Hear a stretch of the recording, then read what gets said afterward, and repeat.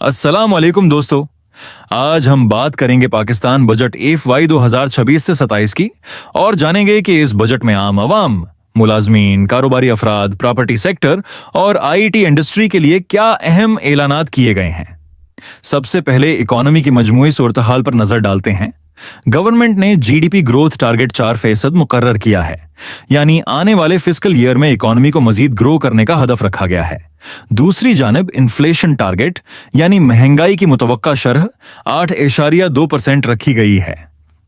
उसके साथ budget deficit यानी गवर्नमेंट की इनकम और एक्सपेंडिचर्स के दरमियान फर्क GDP के 3.6% तक महदूद रखने का हदफ दिया गया है। सादा अल्फाज में कहा जाए तो गवर्नमेंट इकोनॉमी को ज्यादा स्टेबल और बैलेंस्ड बनाने की कोशिश कर रही है।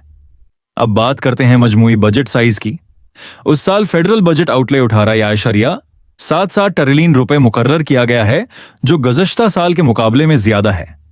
ये एक बड़ा बजट है और उसके असरात मुल्क के तकरीबन हर सेक्टर पर पड़ेंगे।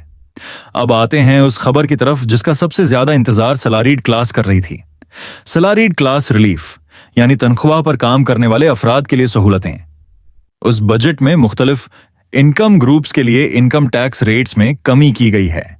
यानी अगर आप एक एम्प्लॉय हैं तो पहले के मुकाबले में आप पर टैक्स का बोझ कम हो सकता है। सिर्फ यही नहीं, सैलरीड क्लास सरचार्ज यानी एडिशनल टैक्स बर्डन मुकम्मल तौर पर खत्म कर दिया गया है। ये इकदाम लाखों एम्प्लॉयज के लिए एक मुसब्बत पेशरफ्त करार दिया जा रहा है। उसके अलावा सरकारी मुलाजमीन की तनख्वाहों में तकरीबन 7% इजाफे की तजवीज दी गई है, जबकि मिनिमम वेज में 10% इजाफा किया गया है। अब बिजनेस सेक्टर की तरफ बढ़ते हैं। कॉर्पोरेट टैक्स रिलीफ यानी कंपनीज के लिए टैक्स में रायत 150 मिलियन से 500 मिलियन रुपए तक प्रॉफिट कमाने वाली कंपनीज पर सुपर टैक्स खत्म कर दिया गया है, जबकि बड़ी कंपनीज के लिए सुपर टैक्स रेट 10% से कम करके 8% कर दी गई है। गवर्नमेंट का मौक़िफ़ है कि इस इकदाम से इन्वेस्टमेंट बढ़ेगी और बिजनेस एक्टिविटीज को फरोग मिलेगा। अब बात करते हैं प्रॉपर्टी सेक्टर की। प्रॉपर्टी खरीदने और फरोख्त करने पर लगने वाले विथहोल्डिंग टैक्स में नुमायां कमी की गई है। विथहोल्डिंग टैक्स यानी वो टैक्स जो परचेज और सेल के वक्त वसूल किया जाता है। प्रॉपर्टी परचेज WHT को 2.5% से कम करके 1.25% कर दिया गया है, जबकि प्रॉपर्टी सेल WHT को 5.5% से कम करके 2.75% कर दिया गया है।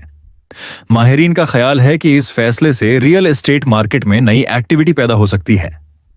अब आते हैं IT इंडस्ट्री और एक्सपोर्ट सेक्टर की तरफ।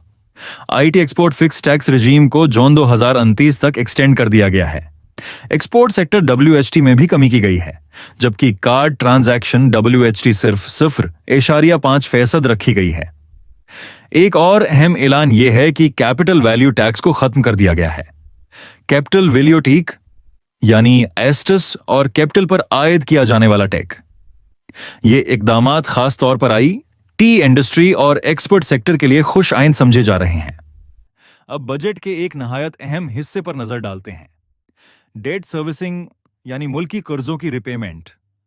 कर्जों की अदायगी के लिए 8.05 ट्रिलियन रुपए मुख्तस किए गए हैं, जबकि डिफेंस बजट 3 ट्रिलियन रुपए से तजावुज कर चुका है। ये दोनों कैटेगरीज फेडरल एक्सपेंडिचर्स का बड़ा हिस्सा इस्तेमाल करती हैं। आखिर में गवर्नमेंट ने चंद अहम चैलेंजेस की भी निशानदही की है, जिनमें middle east tensions, energy import cost, flood related losses और IMF कमिटमेंट्स शामिल हैं। अगर ये चैलेंजेस बढ़ते हैं तो इकोनॉमी पर इजाफी प्रेशर पड़ सकता है। मजमूई तौर पर देखा जाए तो बजट FY 2026 से 27 में tax relief, investment promotion, export support और फिस्कल डिसिप्लिन पर खुसूसी तवज्जो दी गई है, जबकि सैलरीड क्लास, प्रॉपर्टी सेक्टर और IT इंडस्ट्री को नुमायां रिलीफ देने की कोशिश की गई है। अब ये इकदामात अमली तौर पर कितने मुअस्सिर साबित होते हैं, उसका फैसला आने वाले महीनों में होगा। मैं हूं सैयद मोहम्मद अफजल और आप देख रहे हैं शाइन कंपनी। अगर आप economy, business, technology, government policies और अहम कौमी मामलात से मुताल्लिक ऐसी ही मुस्तनद, आसान और ब्रोक्त मालूमात हासिल करना चाहते हैं तो शाइन कंपनी के साथ जुड़े रहिए।